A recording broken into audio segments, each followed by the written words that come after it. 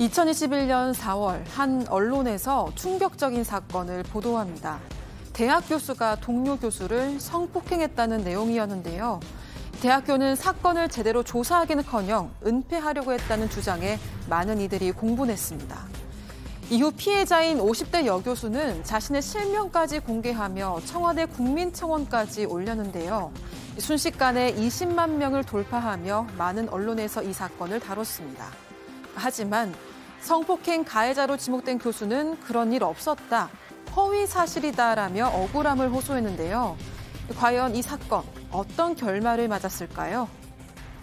자, 미리 말씀드리자면요. 저희가 취재한 결과 이 사건 정말 반전에 반전을 거듭합니다. 자, 3년 전 2021년 전국이 떠들썩했던 사건이에요. 네, 2021년 4월에 이게 조선비즈 통해서 처음 단독 보도가 됐던 사건입니다. 그 한 대학교의 50대 여성 교수가 성폭행 피해 사실을 폭로를 하는데 그 동료들이랑 회식을 가졌다고 합니다. 그런데 같은 동료 교수인 남성 교수가 바래다 준다면서 집까지 따라왔고 그대로 안방까지 끌고 들어가서는 성폭행을 했다. 이런 내용이었습니다. 처음에는 너무 치욕스러워서 숨기려고 했는데 그 이후에도 성추행, 성희롱이 계속돼서 용기를 낸 거다. 이렇게 설명을 했고요.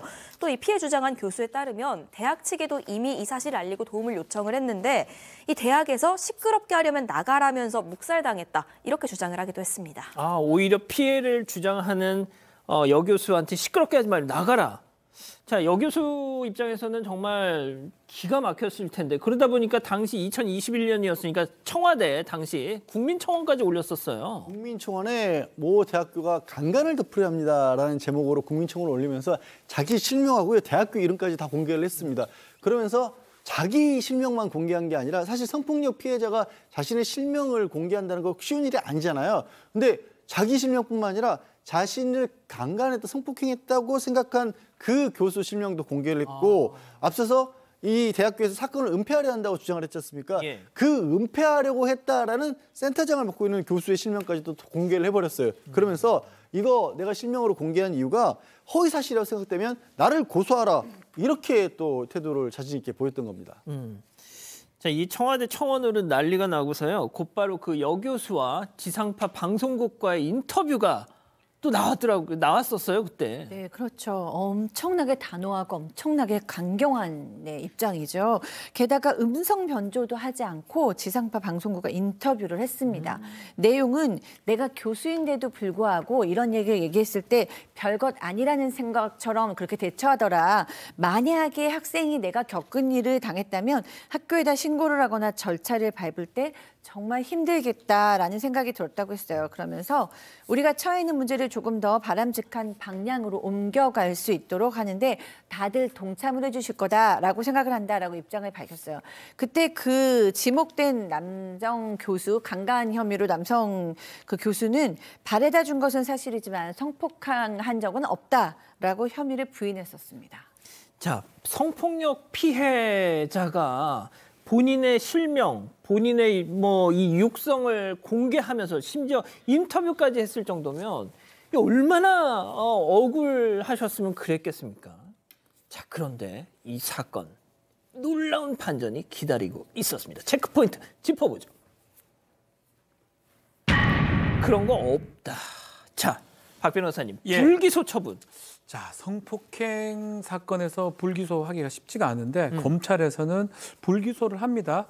특히 증거가 없다는 거예요. 성폭행을 있었다고 인정할 증거가 부족하고 사건 이후에 두 교수 통화나 문자를 발표해도 사건 전이나 이후나 평소와 다름없는 관계로 보인다라고 하면서 이 비 교수에 대한 이 성폭행 부분을 불기소 처분했는데 이렇게 검찰의 불기소 처분을 다투는 방법이 있습니다. 고등 쪽에 항고를 하는 방법이 있고요. 또 재정 신청도 가능한데 이 여교수가 항고 재정 신청을 했는데 다 기각이 됩니다. 결국은 불기소가 맞다고 된 거죠. 그렇게 되니까 성폭행이 아니라 내가 강제추행 당했다라고 다시 고소를 하고요. 이 고소 역시 불기소, 항고 재정 신청 다 기각이 됩니다. 그럼 뭐예요, 그럼? 자, 그러면은 자, 아까도 말씀드렸지만 그 성폭력을 가해했다고 지목받은 남자 교수 온라인에 이름, 사진, 신상 정보 그때 쫙 퍼졌었거든요. 저도 봤었습니다. 자, 그런데 그게 다 허위였다. 그렇게 결론이 나온 겁니다. 참 이 가해자로 지목된 교수 입장에서는 이렇게 황망한 일이 있을 수가 없지 않습니까? 이 교수도 거꾸로 나의 명예를 훼손했다라고 하면서 이 여교수를 상대로 고소를 했거든요. 그 과정에서는 여교수는 아니다, 나 허위사실 얘기한 적도 없고, 한 부분 이해가 안 가는 게 그 남자 교수를 특정해서 말한 적도 없다고 또 입장을 싹 바꿨어요. 네? 그 남자 교수라고 실명을 나는 밝히지 않았다는 식으로 또 주장을 했던 겁니다. 그 명예훼손으로 고소를 당한 사건이 거기 이름 적혀 있는데? 그러니까요. 그러니까 이게 어찌된 일일까? 이 법원이 이 재판을 보니까 아니 검찰에서 이 성범죄에 대해서 불기소 처분했지. 또 이 교수가 이 손해배상 청구 소송도 했던 모양입니다. 남자 교수 상대로. 근데 손해배상도 받아들여지지 않은 거예요.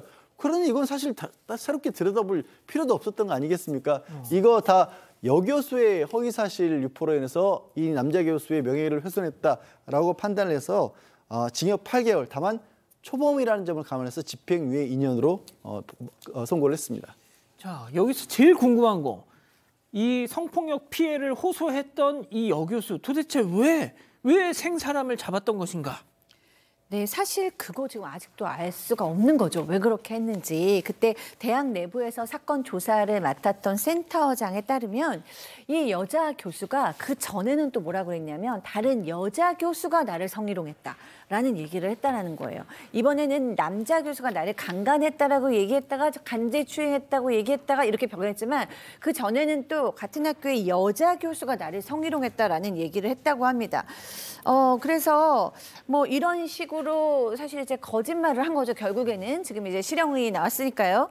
그러면 이 여자 교수가 이제 추측을 해보는 거죠. 교내 갈등이나 이런 것 때문에 어떤 의도가 있어서 이렇게 모함을 했나라는 것과 함께 또 그냥 이제 뭐 딱히 이 여자 교수가 그렇다는 건 아니지만 이런 경우에는 또 어떤 편집망상적인 어떤 망상, 정말로 내가 강간을 당했다라고 생각하는 부분이 있나? 뭐 이런 것도 합리적인 의심으로 해볼 수 있는 거죠. 지금 현재 왜 이런 일을 벌였는지는 사실 본인이 얘기하지 않으면 알 수는 없을 것 같습니다.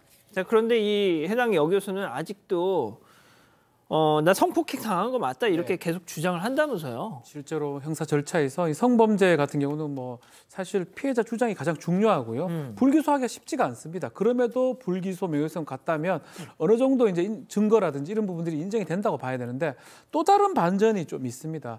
결국 이 A 교수는 학교에 대한 허위 사실을 유포했기 때문에 해임이 되고요. 또 B 교수도 좀 문제가 됩니다. 이 B 교수는 남자 교수인데 이 사람 그러니까 무고죄인데 B 교수는 이 어떤 성추행이나 성폭력은 없었는데 성희롱이 인정이 됩니다. 그래서 둘 다 결국은 해임이 되는데 어떤 일이 있었냐면 이 B 교수 자체가 어떤 걸 했냐면 당시에 이 성희롱을 했다는 걸 인정을 했습니다.